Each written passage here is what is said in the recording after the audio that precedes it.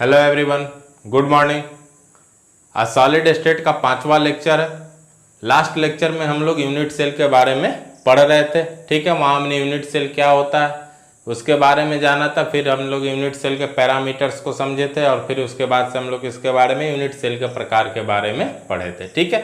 आज के इस वीडियो लेक्चर में सबसे पहले हम लोग जिस टॉपिक को पढ़ेंगे वो अपना टॉपिक कौन सा है? क्रिस्टल तंत्र, या कह सकते क्रिस्टल निकाय, या इंग्लिश में इसको क्या कहते हैं? क्रिस्टल सिस्टम, ठीक है। तो चलिए लेक्चर को शुरू करते हैं और काफ़ी अच्छी तरह से आप लोग चीज़ों को समझेंगे काफ़ी ध्यान से, ठीक है। चलिए सबसे पहले समझते क्रिस्टल तंत्र क्या होता है, ठीक है। देखेंगे लास्ट लेक्चर में जब हम लोग यूनिट सेल के पैरामीटर्स को पढ़ रहे थे, ठीक है, तो वहाँ हमने देखा था कि एक यूनिट सेल के लिए यानी कि एक एकक कोष्ठिका के लिए 6 पैरामीटर्स हमें मिल रहे थे, ठीक है। तो वो किसके आधार पर मिल रहे थे? तो अक्षीय लंबाई और अक्षीय कोण के आधार पर, ठीक है। तो यहाँ देखेंगे ये अक्षीय लंबाई, ये अक्षीय कोण जो है इसको हम लोग यूनिट सेल यानी एकक कोष्ठिका के बीमा भी कह सकते हैं, ठीक है। तो यहाँ देखेंगे एकक कोष्ठिका के अक्षीय लंबाई और अक्षीय कोण के आधार पर, ठीक है, क्रिस्टल जो होता है इसको कितने भाग में बांटा जाता? 7 भाग में, ठीक है। और उसी को किस नाम से जाना जाता? तो क्रिस्टल तंत्र के नाम से, ठीक है। अब ये किस आधार पर वर्गीकरण होता? तो ये देखेंगे ये जो अक्षीय लंबाई है ए बी सी, इनके बीच संबंधों के आधार पर, और अक्षीय कोण जो आपके हैं कौन कौन से? अल्फा, बीटा और गामा, इनके संबंधों के आधार पर, ठीक है। क्रिस्टल को कितने भाग में बांटा जाता? 7 भाग में। और उसी को किस नाम से जाना जाता? तो क्रिस्टल तंत्र के नाम से। क्लियर है? चलिए अब हम लोग इनके वर्गीकरण को समझते हैं किसके आधार पर। तो ये देखेंगे यूनिट सेल की बीमाएं अर्थात अक्षीय लंबाई और अक्षीय कोण के आधार पर हम लोग देखेंगे किस तरह से क्रिस्टल को 7 भागों में बांटा जाता है, ठीक है। तो सबसे पहले एक तरफ आप लिख देंगे क्या? क्रिस्टल तंत्र या निकाय, इधर अक्षीय लंबाई, इधर अक्षीय कोण, और फिर इनसे संबंधित जो उदाहरण होंगे वो हम लोग इधर देखेंगे, ठीक है। तो यहां देखेंगे अक्षीय लंबाई और अक्षीय कोण की स्थिति के आधार पर सबसे पहला जो क्रिस्टल सिस्टम होता है वो कौन सा होता? घनीय, ठीक है। इंग्लिश में इसको हम क्या कहते हैं? क्यूबिक, ठीक है। तो देखेंगे जब अक्षीय लंबाई ए बी सी तीनों आपस में बराबर हो, ठीक है, और अक्षीय कोण अल्फा, बीटा और गामा ये भी तीनों किसके बराबर हो? 90 डिग्री के बराबर हो। अल्फा बराबर भी 90 डिग्री, बीटा बराबर और गामा बराबर भी 90 डिग्री, ठीक है। और अक्षीय लंबाई ए बराबर बी बराबर सी हो, तब जो क्रिस्टल सिस्टम बनता है उसको हम लोग क्या कहते हैं? घनीय क्रिस्टल सिस्टम, ठीक है। तो घनीय क्रिस्टल सिस्टम में अक्षीय लंबाई भी आपस में बराबर होंगे, अक्षीय कोण भी 90 डिग्री के बराबर होंगे तीनों के तीनों, ठीक है। और इसके एग्जाम्पल की बात करें तो copper, zinc sulphide, NaCl, KCl, CaF2, हीरा, ठीक है। तो इस तरह से आपको याद रखना होगा घनीय क्रिस्टल सिस्टम में अक्षीय लंबाई ए बराबर बी बराबर सी, अक्षीय कोण अल्फा बराबर बीटा बराबर गामा बराबर 90 डिग्री होते हैं। और कुछ एग्जाम्पल जो यहाँ दिए हुए हैं, कॉपर हुआ, zinc sulphide, NaCl, KCl, CaF2, किसके एग्जाम्पल हो गए? तो घनीय क्रिस्टल सिस्टम के। क्लियर है? आगे देखेंगे दूसरा जो होता क्या होता? द्विसमलंबाक्ष, इंग्लिश में इसको हम लोग क्या कहते हैं? टेट्रागोनल, ठीक है। तो यहां देखेंगे द्विसम कह रहा है, द्विसमलंबाक्ष। द्विसम कहने का मतलब क्या कि 2 अक्षीय लंबाई आपस में बराबर होंगे, और लंब अक्ष कहने का मतलब क्या? लंब जोड़ अक्ष, ठीक है। यानी जो अक्षीय कोण होंगे ये सारे के सारे क्या होंगे? लंबवत होंगे, यानी कि 90 डिग्री के बराबर। तो द्विसमलंबाक्ष क्रिस्टल सिस्टम हम किसको कहेंगे? जिसमें ए बराबर बी बराबर नहीं है सी के, ये वाली सिचुएशन हो, ठीक है। जब ए बराबर बी बराबर नहीं है सी के, और अल्फा बराबर बीटा बराबर गामा बराबर क्या हो? 90 डिग्री के, अक्षीय कोण तीनों लंबवत हो, 90 डिग्री के बराबर हो, और ए बराबर बी बराबर नहीं है सी वाली स्थिति हो, तब जो क्रिस्टल सिस्टम बनेगा उसको हम क्या कहेंगे? द्विसमलंबाक्ष। 2 समान, तीसरा समान नहीं होगा, और लंब अक्ष यानी कि तीनों जो अक्षीय कोण होंगे वो क्या होंगे? 90 डिग्री के बराबर। तो इस तरह के सिचुएशन वाले केस में जो क्रिस्टल सिस्टम बनेगा उसको हम क्या कहेंगे? द्विसमलंबाक्ष, ठीक है। इंग्लिश में इसको क्या कहेंगे, टेट्रागोनल। इंग्लिश नाम से ही ऑब्जेक्टिव पूछता है, यहां से देखेंगे, ठीक है। किस तरह से ऑब्जेक्टिव पूछ सकता, तो पूछ देगा आपसे कि टेट्रागोनल क्रिस्टल सिस्टम के लिए एकक कोष्ठिका की विमाएं होंगी। ये दोनों ऑप्शन में दिए रहेंगे एक साथ, वही वाला ऑप्शन हमारा सही होगा, बाकी भिन्न भिन्न दिए रहेंगे। इसके एग्जाम्पल की बात करें द्विसमलंबाक्ष की, तो SN हो गया, SnO2 हो जाएगा, TiO2 हो जाएगा, ठीक है। याद रखेंगे एग्जाम्पल, आगे देखेंगे। तीसरा जो है क्या कह रहा, विषम लंबाक्ष, ठीक है। इसको इंग्लिश में क्या कहते हैं, ऑर्थोरोम्बिक। तो यहां देखेंगे विषम यानी अक्षीय लंबाई तीनों जो होंगी भिन्न भिन्न होंगी। ए बराबर नहीं होगा, बी बराबर नहीं होगा सी के, ए बराबर नहीं है बी के, बराबर नहीं है सी के, ठीक है। तीनों आपस में बराबर नहीं होंगे, ए बराबर नहीं है बी के, बी बराबर नहीं है सी के, ठीक है। ये वाली सिचुएशन हो। और अक्षीय कोण तीनों क्या हो, देखेंगे लंबाक्ष, लंब जोड़ अक्ष, यानी तीनों अक्षीय कोण किसके बराबर हो, 90 डिग्री के, लेकिन अक्षीय लंबाई आपस में बराबर नहीं हो, तब जो क्रिस्टल सिस्टम बनेगा तब हम उसको क्या कहेंगे, विषम लंबाक्ष, ऑर्थोरोम्बिक, ठीक है। इसके एग्जाम्पल की बात करें तो देखेंगे BaSO4 है, बेरियम सल्फेट, ये लेड कार्बोनेट हो जाएगा, पोटेशियम नाइट्रेट हो जाएगा, ठीक है। तो ये कुछ इसके एग्जाम्पल हो गए। अगला देखेंगे, चौथा कह रहा एकन ताक्ष, एकन ताक्ष, ठीक है। एकन कहने का मतलब क्या, एक, ठीक है। एकन कहने का मतलब क्या, एक। नत मतलब होता है झुका हुआ, और अक्ष, नत जोड़ अक्ष यानी नताक्ष लिखा हुआ है, तो एक अक्ष पर झुका हुआ होगा, ठीक है। कहने का मतलब क्या, तीनों भुजाएं तो यहाँ आपस में बराबर, भुजाएं करे मतलब तीनों अक्षीय लंबाई जो होंगे ये आपस में बराबर नहीं होंगे, ठीक है। ए बराबर नहीं होगा बी के, बराबर नहीं होगा बी किसके, सी के, ठीक है। ये वाली ए बराबर नहीं है बी के, बी बराबर नहीं है सी के, ये वाली कंडीशन हो, ठीक है। और यहाँ देखेंगे अक्षीय कोण जो हो एक अक्ष पर झुके हुए हो, बाकी दो 90 डिग्री के बराबर होंगे, यानी अल्फा बराबर गामा बराबर 90 डिग्री हो और बीटा बराबर 90 डिग्री नहीं हो, वो एक अक्ष पर झुका होना चाहिए, लंबवत नहीं होना चाहिए। तब जो क्रिस्टल सिस्टम बनता है उसको हम लोग क्या कहते हैं, एकन ताक्ष या मोनोक्लिनिक, ठीक है। तो इसके लिए एकक कोष्ठिका की विमाएं किस तरह से होनी चाहिए, तो ए बराबर बी बराबर सी नहीं, एक भी बराबर नहीं होना चाहिए, ए बराबर नहीं है बी के, बी बराबर नहीं है सी के, ठीक है। अल्फा बराबर और गामा बराबर होंगे 90 डिग्री, लेकिन बीटा बराबर नहीं होगा किसके, 90 डिग्री के। तब जो क्रिस्टल सिस्टम बनेगा उसको हम क्या कहेंगे, एकन ताक्ष, ठीक है। इसके एग्जाम्पल क्या हो जाएंगे, CaSO4 2H2, यहाँ हो जाएगा आपका क्या, PbCrO4 लेड क्रोमेट पढ़ते इसको, ठीक है। अगला देखेंगे त्रिनताक्ष, ठीक है। यहाँ एकन ताक्ष यानी एक अक्ष पर झुका हुआ, मोनोक्लिनिक। त्रिनताक्ष ट्राइक्लिनिक, तो यहाँ क्या होंगे, अक्षीय कोण जो होंगे तीनों कोण पर झुके होंगे, तीनों आपस में बराबर भी नहीं होंगे, ठीक है, और किस 90 डिग्री के भी बराबर नहीं होंगे। ये तीनों क्या होंगे, झुके होंगे अक्ष पर, और अक्षीय लंबाई भी आपस में बराबर नहीं होगी। ए बराबर नहीं होगा बी के, बी बराबर नहीं होगा सी के, ये तीनों आपस में बराबर नहीं रहेंगे, और ये भी सब आपस में बराबर नहीं होंगे, और ये 90 डिग्री के बराबर भी नहीं होंगे। तब जो क्रिस्टल सिस्टम बनेगा उसको हम क्या कहेंगे, त्रिनताक्ष, ठीक है। इसके एग्जाम्पल की बात करें तो CuSO4 5H2, K2Cr2O7, ठीक है। पोटेशियम डाइक्रोमेट पढ़ते, ये तो आपको पता है। आगे देखेंगे छठा क्या है, षटकोणीय, इसको हम लोग इंग्लिश में क्या कहते हैं, हेक्सागोनल, ठीक है। तो हेक्सागोनल में आपको क्या देखने के लिए मिलेगा, अक्षीय लंबाई में जो ए और बी होंगे आपस में बराबर होंगे, लेकिन सी क्या होगा, बराबर नहीं होगा।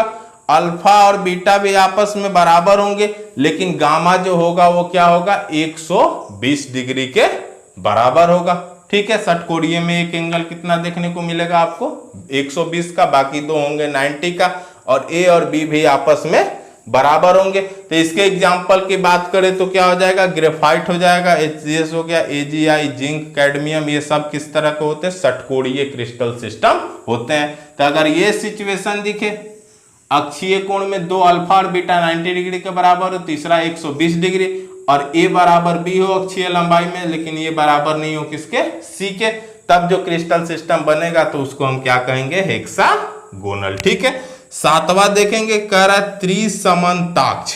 ठीक है, त्रिसम कहने का मतलब क्या कि ए बराबर हो बी के बराबर हो सी के, और नताक्ष मतलब क्या कि ये तीनों क्या हो, अक्ष पर झुके हुए, तीनों समान हो और अपने अपने अक्ष पर झुके हुए हो, 90 डिग्री के बराबर नहीं हो। ठीक है, तो यहां देखेंगे ए बराबर बी बराबर सी है तो अल्फा बराबर बीटा बराबर भी होगा गामा के, लेकिन ये तीनों किसके बराबर नहीं होंगे, 90 डिग्री के।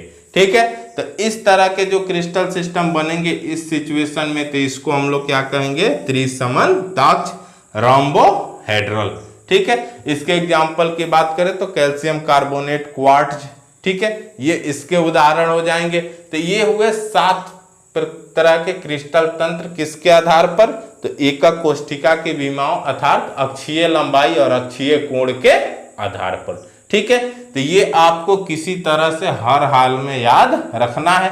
ठीक है, सिचुएशन कैसे क्रिएट होते हैं, नाम से ही हमने समझा दिया कि नाम के आधार पर आप आसानी से रिलेट करके इसको याद रख सकते हैं। जैसे हमने बताया विषम है तो तीनों बराबर नहीं होंगे, और लंबाक्ष यानी कि अपने अक्ष पर लंबवत होंगे। ठीक है, इस तरह से आप आसानी से ये सिचुएशन याद रख सकते हैं। आपको जो याद रखने वाली चीजें होंगी यहाँ थोड़ी आपको रटने की जरूरत पड़ेगी, तो वो आप आज ही जब वीडियो देखेंगे तो हर हाल में इसको कंप्लीट करेंगे, क्योंकि यहाँ से ऑब्जेक्टिव पेपर में पूछे जाते हैं। ठीक है, तो यहाँ तक आपको क्लियर है। चलिए आगे बढ़ते हैं। यहाँ ध्यान देंगे, अपना अगला टॉपिक कौन सा है, ब्रेविस जालक। ठीक है, यहाँ देखेंगे इस तरह से इनका नाम लिखा जाता है। ब्रेविस एक साइंटिस्ट थे जिनका पूरा नाम क्या था, ऑगस्ट ब्रेविस। ठीक है, BRAVAIS। ठीक है, ब्रेविस लैटिस। ठीक है, तो देखेंगे ब्रेविस लैटिस क्या होता, किसको हम कहते हैं ब्रेविस जालक। तो 1848 ईस्वी में, ठीक है, ब्रेविस ने क्या किया, ये जो क्रिस्टल होते हैं, क्रिस्टल का क्या किया, ज्यामितीय अध्ययन किया, और इसके आधार पर उन्होंने पाया कि ये जो 7 तरह के हमने अभी क्रिस्टल तंत्र देखे थे, तो ये 7 क्रिस्टल तंत्र में 14 तरह की त्रिविमीय जालक संभव है। ठीक है, कहने का मतलब क्या कि अलग अलग एकक कोष्ठिकाओं के प्रयोग के द्वारा, ठीक है, जब हम क्रिस्टल बना रहे हैं, ठीक है, तो उनकी आकृति जो हो रही है इसी तरह के ये जो क्रिस्टल तंत्र है, क्रिस्टल सिस्टम यहाँ इनके आकृति से मैच कर रही है। ठीक है, तो उन्होंने कहा कि अलग अलग एकक कोष्ठिकाओं के प्रयोग से जो हम क्रिस्टल बना रहे हैं, और अगर उनकी आकृति इस तरह की आ रही है, ठीक है, तो क्यों हम क्रिस्टल तंत्र को 7 ही कहेंगे, क्यों हम कहेंगे कि पूरे क्रिस्टल तंत्र की संख्या कितनी होती है, 7, क्यों नहीं हम उन सबको गिनेंगे जितनी एकक कोष्ठिकाओं के प्रयोग द्वारा क्रिस्टल बनाए जा रहे हैं। ठीक है, तो देखेंगे लास्ट लेक्चर में हम लोग जब एकक कोष्ठिका के प्रकार पढ़ रहे थे तो वहां हमने 4 तरह की एकक कोष्ठिकाओं को देखा था। एकक कोष्ठिका को 2 भाग में बांट रहे थे, आद्य तथा अनाद्य। ठीक है, तो या आद्य वाले को हम सरल घनीय भी कह रहे थे, सिंपल क्यूबिक। देखेंगे उसको हम दर्शा रहे हैं यहाँ पर SC से, सिंपल क्यूबिक यूनिट सेल पहला। और दूसरा प्रकार में 3 तरह का हमने पढ़ा था। पहला जो था क्या था, BCC बॉडी सेंटर्ड अंतः केंद्रित, एक था फेस सेंटर्ड जिसको हम FCC लिख रहे थे, एक था एंड सेंटर्ड जिसको हम ECC लिख रहे थे। तो इन 4 तरह की एकक कोष्ठिकाओं के बारे में हमने पढ़ा था। ठीक है, अभी जस्ट हमने पिछले टॉपिक में पढ़ा कि क्रिस्टल तंत्र कितने होते, 7। ठीक है, तो जब ब्रेविस आए, जब उन्होंने क्या किया, ज्यामितीय आधार पर क्रिस्टल बनाना शुरू किया, इन सब एकक कोष्ठिकाओं का प्रयोग कर, अलग अलग तरह की एकक कोष्ठिकाओं का प्रयोग कर, तब उन्होंने देखा क्या, देखेंगे जैसे यहां दिख रहा SC, BCC और FCC।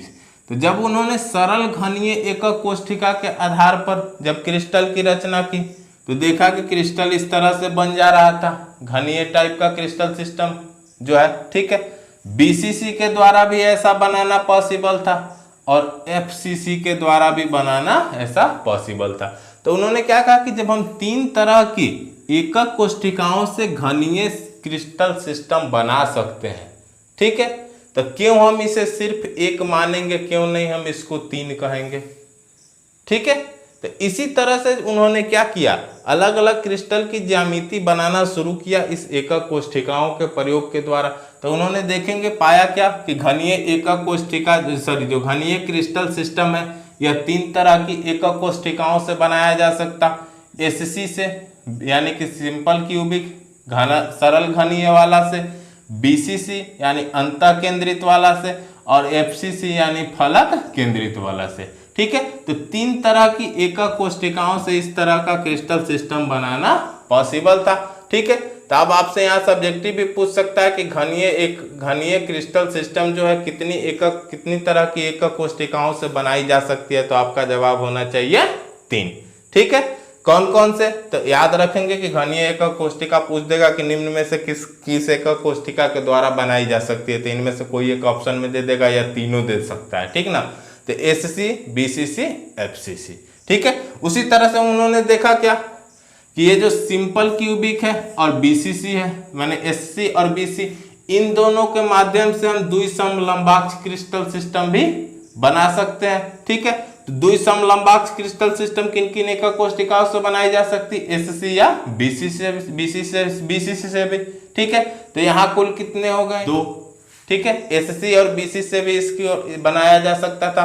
इसी तरह से विषमलंबाक्ष है, तो ये सब तरह के एकक कोष्ठिकाओं से बनाया जा सकता, एससी से भी, बीसी से भी, एफसीसी से भी, ईसीसी से भी। तो इसकी कुल संख्या कितनी हो जाती, 4। याद रखेंगे विषमलंबाक्ष चारों तरह की एकक कोष्ठिकाओं से बन सकता है। इस तरह की जो क्रिस्टल सिस्टम दिखेंगे आपको विषमलंबाक्ष तो बनाना पॉसिबल है, एससी से भी, बीसी से भी, एफसीसी से भी, ईसीसी से भी। तो कुल संख्या कितनी हो जाती, 4। एकंताक्ष की बात करें तो ये इससे भी बन सकता है या इससे भी बन सकता है, एससी से भी, बीसी से क्या बोलते हैं इसको, बीसीसी से भी। ठीक है, बॉडी सेंटर्ड वाला से भी। ठीक ना, तो एकंताक्ष कितने तरह की एकक कोष्ठिकाओं से, एकंताक्ष जो क्रिस्टल सिस्टम है कितने तरह की एकक कोष्ठिकाओं से बन सकता, तो 2 तरह से, सिंपल क्यूबिक से भी और बॉडी सेंटर्ड से भी, यानी एससी या बीसीसी से भी। ठीक है, तो इसकी कुल संख्या कितनी हो गई, 2। थोड़ा ऊपर नीचे हो गया ना, इधर लिख देते हैं। ठीक है, बाकी जो 3 है, त्रिनताक्ष, षटकोणीय, त्रिसमनताक्ष, नाम थोड़े टेढ़े टेढ़े हैं, थोड़ा कोशिश करेंगे आप लोग, समय दीजिएगा, इस पर याद हो जाएगा। ठीक है, त्रिनताक्ष, षटकोणीय, त्रिसमनताक्ष। ठीक है, तो ये तीनों जो है किससे बनाए जा सकते हैं, तो एससी से सरल घनीय एकक कोष्ठिका से, सिंपल क्यूबिक वाले से। ठीक है, तो यहाँ क्या तीनों के लिए कितनी होगी, 1 1 1। ठीक है, तो इस तरह से ब्रेविस ने क्या देखा कि इतने तरह से इन चारों एकक कोष्ठिकाओं का प्रयोग करके ये 7 क्रिस्टल तंत्र में हम कितने तरह के त्रिविमीय क्रिस्टल जालक बना सकते, कितने तरह के त्रिविमीय क्रिस्टल जालक संभव है। तो जब आप इनकी संख्याओं को गिनेंगे तो कितने होंगे, 3 2 5 4 9 2 11 1 12 1 13 1 14। ठीक है, तो ये जो 14 त्रिविमीय क्रिस्टल जालक यहाँ मिले, जब ब्रेविस ने क्या किया, क्रिस्टल का ज्यामितीय अध्ययन किया, तब उन्होंने पाया कि ये 7 क्रिस्टल तंत्र जो हैं, ठीक है, ये जो क्रिस्टल तंत्र है कितने, इनमें 7 क्रिस्टल तंत्र हैं, इनमें 14 तरह के त्रिविमीय जालक संभव है। और इन्हीं 14 तरह के त्रिविमीय जालक को उन्होंने क्या कहा जाता, तो ब्रेविस जालक के नाम से जाना जाता। किस नाम से जाना जाता है, ब्रेविस जालक के नाम से। ठीक है, तो 7 क्रिस्टल तंत्र में कितने तरह के त्रिविमीय जालक संभव है, तो 14। ठीक है, आपसे पूछेगा ब्रेविस जालक की कुल संख्या कितनी होती है, तो 14।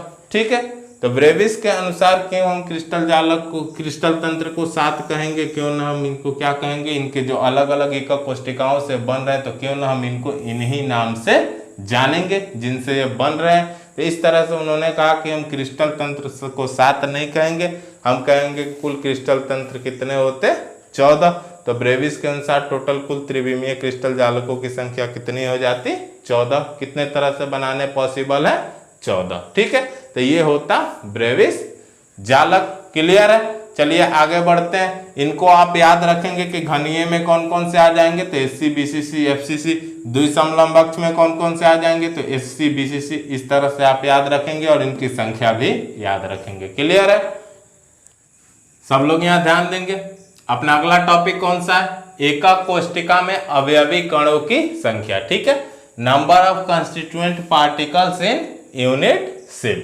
ठीक है, अब हम लोग बात करेंगे कि एकक कोष्ठिका में अवयवी कणों की संख्या हम लोग किस तरह से निकालेंगे, कितने प्रभावी कण होंगे एक एकक कोष्ठिका के लिए, इन सब की हम लोग बात करेंगे। ठीक है, उनसे पहले हम आपको कुछ बेसिक चीजें समझा रहे हैं इससे संबंधित, आप जरा उसको ध्यान से याद रखेंगे, यहाँ से ऑब्जेक्टिव पूछे जाते हैं। ठीक है, यहाँ देखेंगे ये हमने क्या बनाया, क्रिस्टल जालक, छोटा सा क्रिस्टल जालक है, इससे बड़े भी क्रिस्टल जालक हो सकते हैं। क्रिस्टल जालक का कहें तो एक तरह से एक भाग है। इसके आगे भी अगर हम क्या करें, ये जो यूनिट सेल यहाँ पर आपको दिख रहा है, ऐसे यूनिट सेल कई सारे आगे जोड़ दे पीछे जोड़ दे तो बड़ा क्रिस्टल जालक बन जाएगा। ठीक है, तो इस क्रिस्टल जालक में आप देखेंगे ये क्रिस्टल जालक का निर्माण हुआ तो किससे हुआ है, इस एक छोटे से यूनिट सेल के माध्यम से बार बार इसको क्या लगातार आवर्त रूप से क्रमागत रूप से सजाने पर किसका निर्माण हुआ, एकक कोष्ठिका, सॉरी क्रिस्टल जालक का। तो देखेंगे उस एकक जालक, एकक को ये क्रिस्टल जालक है, इसकी संरचनात्मक इकाई कौन सी हो गई, तो ये एकक कोष्ठिका। ठीक है, तो अब देखेंगे यहाँ जो आपको बातें बता रहे हैं ध्यान से सुनेंगे। अगर यहाँ आपको दिख रहा है ये जो एकक कोष्ठिका है, यहाँ जो हमने इसके ऊपर ये गोल गोल बनाया, इसको हमने आपको क्या बताया था कि इसको आप क्या कहते हैं, जालक बिंदु। क्यों जालक बिंदु कहते, क्योंकि यहाँ पर क्या उपस्थित होते, अवयवी कण। ठीक है, तो अगर किसी एकक कोष्ठिका में, ठीक है, अवयवी कण कहाँ उपस्थित हो, कोनों पर। ठीक है, अवयवी कण कहाँ उपस्थित हो, कोनों पर। ठीक है, तब देखेंगे अगर ये एकक कोष्ठिका क्या हो, क्रिस्टल जालक में मौजूद हो। ठीक है, अलग नहीं रखिए इसको, ये क्रिस्टल जालक में यहाँ पर मौजूद हो। अगर अवयवी कण कहाँ उपस्थित हो, इसके कोनों पर। ठीक है, तो हम पाएंगे क्या कि एक बड़े क्रिस्टल में, ठीक है, एक बड़े क्रिस्टल में एकक कोष्ठिका में जो अवयवी कण होते हैं, ठीक है, कोई बड़ा सा अगर क्रिस्टल हम ले लें, क्रिस्टल जालक, तो उसमें जो भी एकक कोष्ठिका आपको होंगे देखने को मिलेंगे, तो उस एकक कोष्ठिका में जो अवयवी कण उपस्थित होंगे वे तो उस एकक कोष्ठिका के अलावा अपने अगल बगल के, मतलब आगे पीछे दाएं बाएं, इन सभी तरह की जो एकक कोष्ठिकाएं होंगी अपने चारों तरफ की एकक कोष्ठिकाओं से भी संबंध रखेंगे। ठीक है, एक एकक कोष्ठिका में उपस्थित अवयवी कण क्या होंगे, अपने चारों तरफ मौजूद एकक कोष्ठिकाओं से भी संबंध दिखाएंगे। वही बात हम यहाँ पर आपको समझाने जा रहे हैं अलग अलग स्थितियों में, ध्यान से समझेंगे।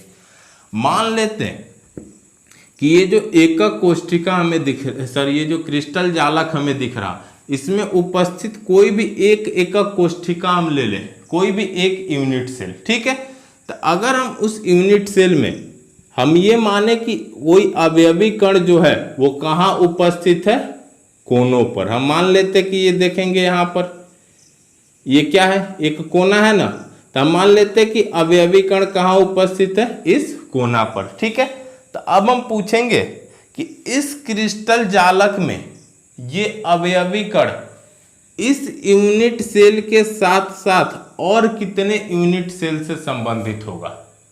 ठीक है, ये जो यहां दिख रहा कि ये जो कोना पर अवयवी कण उपस्थित है, क्या सिर्फ इसी यूनिट सेल के कोने पर उपस्थित है, ध्यान से सोच के बताएंगे। तो आप कहेंगे क्या कि नहीं, अभी तो हम देख रहे हैं कि ये इस कोना पर उपस्थित है जो अवयवी कण। अगर हम इस यूनिट सेल की, ऊपर वाले यूनिट सेल की इसकी हम बात करें, तो यहाँ इस कोना पर जो अवयवी कण उपस्थित है, तो आप देख रहे हैं कि इस अवयवी कण का संबंध अभी कितने यूनिट सेल से दिख रहा है आपको, 4 यूनिट सेल से दिख रहा है ना, एक ये वाला, एक ये वाला, ये जो दिख रहा, एक ये ऊपर वाला और एक इधर वाला। 4 यूनिट सेल का कॉर्नर यहाँ पर जुड़ा हुआ है कि नहीं। तो मेरे फिगर के अनुसार यहाँ जो अवयवी कण उपस्थित है, यहाँ पर, यहाँ जो आपको दिखा रहे हैं हम, ठीक है, तो मेरे फिगर के अनुसार ये 4 से अभी जुड़े हुए आपको दिख रहा। इसके पीछे से भी तो 4 आएंगे, जैसा कि यहाँ आप फिगर में देख रहे होंगे, यहाँ पर हमने फिगर लगाया था, फिगर में देख रहे होंगे। तो यहाँ दिख रहा कि एक यूनिट सेल में कोना पर अगर कोई अवयवी कण उपस्थित है, ठीक है, तो एक अवयवी कण कितने क्रिस्टल सॉरी कितने यूनिट सेल से संबंध दिखा रहा, एक यूनिट सेल के, अगर कोई क्रिस्टल जालक है बड़ा सा तो उसमें एक यूनिट सेल के कोना पर उपस्थित अवयवी कण अपने साथ 8 ठो यूनिट सेल के साथ संबंध दिखाएगा। ठीक है, तो अगर एक यूनिट सेल में इसकी भागीदारी पूछी जाए, ठीक है, किसके लिए, कोनों पर उपस्थित अवयवी कण के लिए, तो कितना हो जाएगा 1/8। ठीक है, यानी कि यह 8 यूनिट सेल में किस तरह से संबंध दिखाएगा, तो इसका 1/1 अवयवी कण का 1/8वां भाग हर एक यूनिट सेल में उपस्थित होगा। किसके लिए, जब अवयवी कण किसी बड़े क्रिस्टल जालक में कोना पर उपस्थित हो तब। ठीक है, अब बात हम करें, ये किसके लिए हो गया, कोना पर के लिए। अब हम बात करें किसके लिए, यानी कोना पर हम कहें तो आप क्या कहेंगे, सिंपल क्यूबिक वाले के लिए। उसमें अवयवी कण कहाँ उपस्थित होते थे, कोने पर। ठीक है, तभी इसकी बात हम बाद में करते हैं, अभी हम सिर्फ कोना कह के ही चलते हैं कि अगर किसी बड़े क्रिस्टल जालक में अवयवी कण कहाँ उपस्थित है, कोना पर उपस्थित है, तो वो अपने एक साथ कितने यूनिट सेलों से अपना संबंध दिखाएगा, तो 8। ठीक है, अगर अवयवी कण कहाँ उपस्थित है, फलक के केंद्र पर। ठीक है, तो एक ये जो बड़े क्रिस्टल जालक में, ठीक है, अगर अवयवी कण, ठीक है, किसी यूनिट सेल के फलक के केंद्र पर उपस्थित हो, जैसे इस यूनिट सेल के फलक का केंद्र ये हो गया, तो अब देख रहे हैं कि इस अवयवी कण की भागीदारी किस किस यूनिट सेल के साथ होगी, क्रिस्टल जालक में कितने यूनिट सेल के साथ संबंध दिखाएगा। तो हम देख रहे हैं कि एक फलक के केंद्र पर, जैसे हमने यहाँ पर रखा मान लेते हैं, तो एक और फलक यहाँ से आकर चिपकेगा, तो ये अवयवी कण इसके साथ तो संबंध दिखाएगा ही, और जो इस पे आके चिपकेगा उसके साथ भी। तो अगर अवयवी कण किसी क्रिस्टल जालक में, यूनिट सेल में, क्रिस्टल जालक के किसी भी यूनिट सेल के फलक के केंद्र पर उपस्थित है, तो वो अपने साथ साथ एक और यूनिट सेल, यानी कि एक साथ 2 यूनिट सेल के साथ संबंध दिखाएगा। ठीक है, तो अब इस दोनों यूनिट सेल में इस अवयवी कण की भागीदारी कितनी हो जाएगी, 1/2। कब, जब फलक के केंद्र की बात की जाए तब। अब देखेंगे तीसरा, जब किसी बड़े क्रिस्टल जालक में अवयवी कण की उपस्थिति कहाँ हो, अंतः केंद्र में, किसी यूनिट सेल के अंतः केंद्र में अवयवी कण उपस्थित हो, तब आपसे पूछा जाए कि ये जो अवयवी कण है, मान लेते हैं कि ये हमारा यूनिट सेल है और अवयवी कण यहाँ उपस्थित है अंतः केंद्र में, इस यूनिट सेल के अंतः केंद्र में। ठीक है, तब हम आपसे पूछे क्या कि अब बताएंगे कि इस यूनिट सेल के अंतः केंद्र में जो ये उपस्थित अवयवी कण है अपने साथ साथ और कितने यूनिट सेलों से संबंध दिखाएगा, तो आप कहेंगे किसी से भी नहीं, क्योंकि ये सिर्फ इस यूनिट सेल के केंद्र में उपस्थित है हवा में, तो जो भी संबंध वो रखेगा सिर्फ इसी के साथ रखेगा, अपने आप अकेले। ठीक है, तो यहाँ आपका जब अंतः केंद्र की बात की जाए, बड़े क्रिस्टल जालक में यूनिट सेल के अंतः केंद्र में कोई कण उपस्थित हो, तब वो क्या होगा, किसी अन्य यूनिट सेल से संबंध नहीं दिखाएगा। अब चौथा केस देखेंगे, अगर किसी क्रिस्टल जालक में, ठीक है, अवयवी कण किसी यूनिट सेल के एज पर, किनारा पर उपस्थित हो, मान लेते ये हमारा यूनिट सेल है और अवयवी कण कहाँ उपस्थित है, यहाँ पर। इस क्रिस्टल जालक में ये यूनिट सेल कोई भी ले लेंगे, तो ये इसके किनारे पर अगर अवयवी कण उपस्थित हो, तो ये अपने साथ साथ कितने और यूनिट सेल से संबंध दिखाएगा। तो हम देख रहे हैं कि एक यहाँ पर उपस्थित है एज पर, एक और आपका आके इसके आगे से घन जुड़ सकता है कि नहीं, एक यूनिट सेल ठीक इसके ऊपर लग सकता है ना, नीचे ऊपर करके, तो एक इधर से है, एक इधर से 2 हो जाएगा, एक ठीक इसके पीछे 3, और एक ठीक आपके इधर से लग जाएगा जो यहाँ ऊपर से लगा रहे इसके बगल में, तो एक कॉर्नर वाला आपको दिखेगा, कितने के साथ संबंध दिखाएगा, 4 यूनिट सेल के।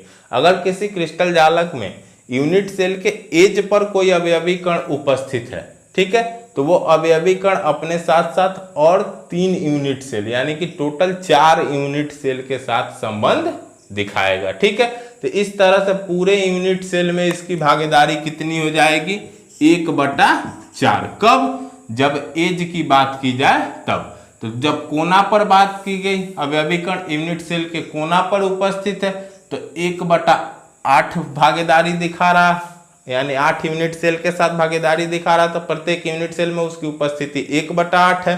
ठीक है। अगर कहाँ उपस्थित है? फलक के केंद्र पर, तो प्रत्येक यूनिट सेल में भागीदारी कितनी होगी? 1/2 की। ठीक है।